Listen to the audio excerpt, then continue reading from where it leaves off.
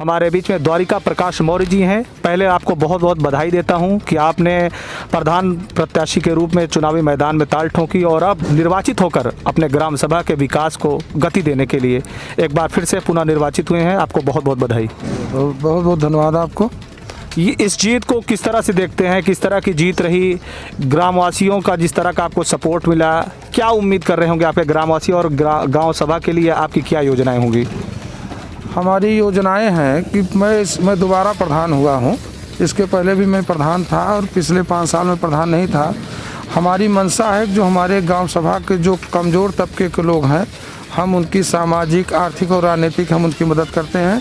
दूसरी चीज़, हम गांव में आज जो सबसे बड़ी समस्या है वो है जल निकासी की। उसको लेकर के जब मैं पिछले पंचवर्षीय में प्रधान था तो हमने सीवर लाइन बनवाने का काम किया था और अपने गांव में आरसीसी सड़कें बनवाने का काम किया था, विद्युतीकरण कराने का काम किया था। और इन सब के साथ साथ गांव में हमने भाईचारा कायम करने का काम किया।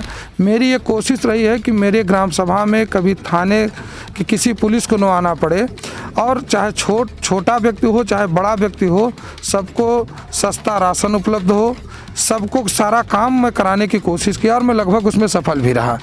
अभी भी अगर देखा जाए ग्रामीण अंचल में आज़ादी को 72 वर्ष हो गए, अभी भी देखा जाए तो मूलभूत जो समस्याएं हैं वो अभी ख़त्म नहीं हुई। जैसा कि आपको पता होगा, आवास की समस्या अभी भी लोगों के पास बनी हुई है।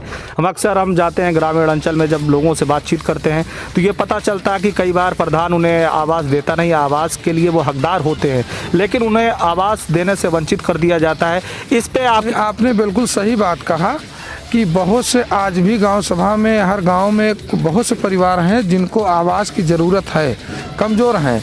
लेकिन चूंकि गांव का चुनाव जो है वो व्यक्तिगत रंजिश का चुनाव माना जाता है। कोई भी व्यक्ति अगर प्रधान हो तो उसको ये सोचना चाहिए कि मैं पूरे ग्राम सभा का प्रधान हो गया हूँ, चाहे कोई हमको वोट दिया हो न दिया हो। अगर कोई व्यक्ति गरीब है और उसने हमको वोट नहीं दिया, उसको आवास की ज़रूरत है, पेंशन की ज़रूरत है, तो आप निष्पक्ष ढंग से काम करिए। अक्सर ये आरोप रहता है कि प्रधान विपक्षी पार्टियों के लोगों का काम नहीं करते, एक जो राजनीतिक दुश्मनी होती है उसको निभाने का प्रयास करते हैं। इस पे क्या आपकी सोच है, आपकी क्या अलग रणनीति है इस पे? आप बिल्कुल सही कह रहे हैं, लेकिन इससे अलग मेरी रणनीति है। मैं पहला व्यक्ति हूं कि आप मेरे गांव में जाके सर्वे करा लीजिए कि न मैंने एक बॉटल किसी को दारू दिया, न मैं एक पैसे बांटा हूं।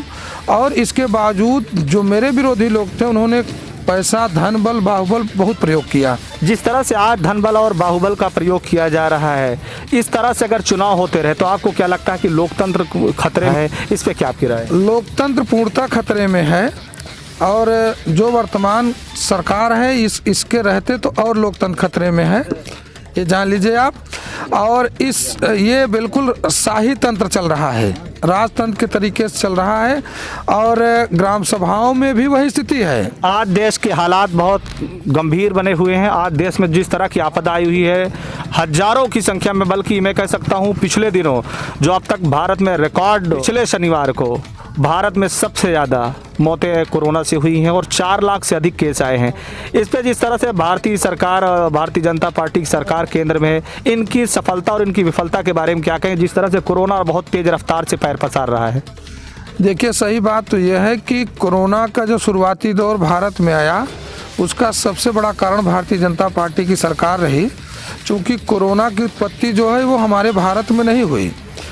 भारत की सरकार को, भारतीय जनता पार्टी की जो केंद्र में सरकार है, उसको ये पता था अगर बाहर से आने वाले जो हवाई उड़ानें थी, अगर उनको तत्काल वहीं पर रोक दिया जाता या उनके उस समय उनकी चेकिंग कर ली जाती, कोरोना टेस्ट चेक कर लिया जाता, तो वो अंदर न आने पाते भारत के अंदर और न ये स्थिति आती। दूसरी चीज़, जिस प्रकार से कहा जाता है कि भारतीय जनता पार्टी एक धार्मिक पार्टी है, मैं कहता हूँ कि भारतीय जनता पार्टी एक पाखंडवादी पार्टी है। और उसने जिस प्रकार से कोरोना को भगाने के लिए ताली और थाली बजवाए, दिए जलवाए, ये सिद्ध हो चुका है कि इससे कोरोना नहीं भाग सकता जो है। पिछले दिनों यूपी के सीएम योगी आदित्यनाथ ने दावा किया कि कोरोना के समय में हॉस्पिटलों में ऑक्सीजन की कमी नहीं है, दवाओं की कोई कमी नहीं है, डॉक्टर ट्रीटमेंट कर रहे हैं। लेकिन असल दावा अगर आप देखें, इस पे क्या आप कहेंगे? देखिए, योगी जी माननीय मुख्यमंत्री उत्तर प्रदेश हैं, वो एक भाषण देने वाले मुख्यमंत्री हैं और रही बात ऑक्सीजन की कि ऑक्सीजन उपलब्ध है, इसका सीधा प्रमाण है कि जितने मृत्यु हो रहे हैं वो टोटल ऑक्सीजन की कमी से हो रहे हैं। तो इसमें कहने की ज़रूरत नहीं है कि ऑक्सीजन उपलब्ध है। अगर ऑक्सीजन उपलब्ध होते, हाँ ऑक्सीजन उपलब्ध है, भारतीय जनता पार्टी के नेताओं के घर में चले जाइए, 4-4 10-10 सिलेंडर मिलेंगे। और वो पिछली अभी 2-3 दिन पहले मीडिया में भी आया, पेपर में भी आया कि लोग ऑक्सीजन के बाटल अपने घरों में रखे हुए हैं। जैसे यहाँ कहा जा रहा है कि एक हमारे शहर उत्तरी से विधायक हैं माननीय हर्ष वाजपेयी जी, उनका स्टेटमेंट आता है कि लगातार कि उनका ऑक्सीजन का प्लांट है नैनी कहीं पे है कि प्लांट में हमारे गैस उपलब्ध है, ले जाइए, सारी चीज़ें करिए। लेकिन मैं कहना चाहता हूँ वहाँ पर भी जो पहुँच पकड़ वाले हैं 200, 400, 500, 1000 का सिलेंडर 20-20, 25-25 हज़ार रुपये में दिए जा रहे हैं, ब्लैक में दिए जा रहे हैं। कम से कम हर एक ग्रामवासी को 2 रुपए का मास्क होगा। सरकार क्या गरीबों को मास्क वितरित कर सकती है? बिल्कुल, सरकार को मास्क वितरित करना चाहिए, मास्क और सैनिटाइजर वितरित करना चाहिए, उसको जागरूकता पत्र बांटना चाहिए। लेकिन बड़े दुख की बात है कि सरकार ने इस बात की व्यवस्था तो किया है कि अगर ग्राम सभाओं में कोई कोरोना पॉजिटिव होकर के उसकी मृत्यु होती है तो उसे 5000 रुपया ग्राम सभा से दिया जाए। मैं पूछना चाहता हूं कि आप लाश पे राजनीति क्यों करना चाहते हैं? किसी के मरने पर अगर 5000 रुपया आप गांव में उसको उस परिवार को देते हैं तो उसी 5000 का अगर मास्क गांव में वितरित कर दिया जाए तो संभवतः हर परिवार को मास्क मिल जाए। इससे साबित होता है कि आपकी राजनीति और रणनीति बहुत ही गंदी है, घिनौनी है। और भारतीय जनता पार्टी की चाहे प्रदेश की सरकार हो चाहे केंद्र की सरकार हो, ये लाश पे राज करना चाहती है, लाश पे राजनीति कर रही है। और रही बात कोरोना की, तो कोरोना सिर्फ कमज़ोर गरीब व्यक्तियों के लिए लागू होता है, जो विरोधी पार्टी के लोग हैं उनके लिए लागू होता है। वरना अभी कलकत्ता में चुनाव हुआ, सारी नियम कानून की धज्जियाँ उड़ा करके बड़ी बड़ी रैलियाँ की गई और विरोधी पार्टियों को रोका गया।